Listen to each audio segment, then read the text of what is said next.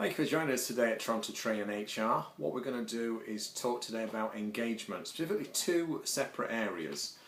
What are the enablers of engagement? How can engagement be enabled? How can it come about?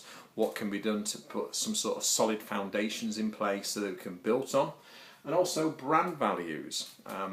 Employee engagement in our domain often links to employer branding, an employer of choice. An organisation people want to work for, people can identify with, people don't want to leave, people want to come from other organisations to work for you. So very important to have brand value so you can engage with existing people, but also use it as a tool to attract people from other organisations who hopefully will espouse the same sort of values that your people have and that you want them to have in the future. So start off with enablers of engagement. We think it's very important to have visible, empowering leaders. Not do what I say, but actually people who walk the walk as well as talk the talk. So they are charismatic, they are dynamic, they are impressive, they have personality traits that people want to have or at least develop in time. They are the sort of people that will come in and add something to most situations in a workplace environment.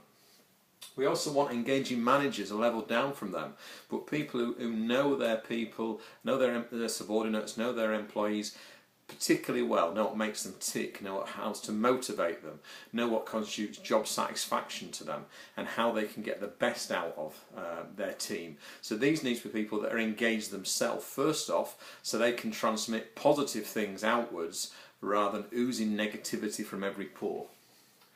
We also talk about employee voice. It's very important for employees not always to have what they want to have happen, but very much to be listened to, very much to be consulted.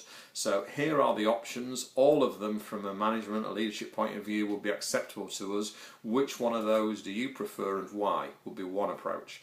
Another approach would be looking at that some people prefer face-to-face, some people prefer email, some people prefer individual, some people prefer group, but all of these ways of communicating are ways to give an employee voice that will allow them to feel like they're part of the organisation and therefore feel engaged.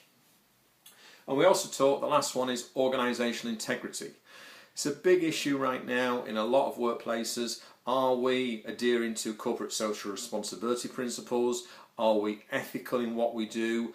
Are we an organisation that people look up to as very strong on integrity? We don't want bad publicity. We don't want crimes. We don't want blog posts that are very negative. We want to be an organisation that espouses integrity and people who want to work for an organisation that feels that integrity is important will come and work for us. People who don't, well, it's self-selection. So let's go on to brand values. Brand values are important. We need to identify and find what we believe in. So what are those brand values? Perhaps we can do surveys, perhaps we can do interviews of existing employees, of ex-employees, of people who came for interview but didn't join us, these sort of people. What are the brand values that they were looking for?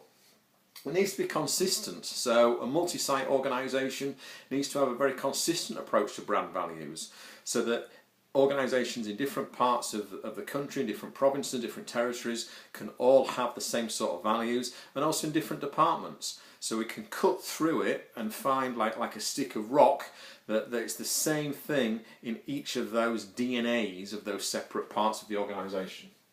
It needs to be clear, so everybody needs to know what these brand values are. So are they on the website, are they on marketing material, are they talked about in staff meetings, are they on the wall?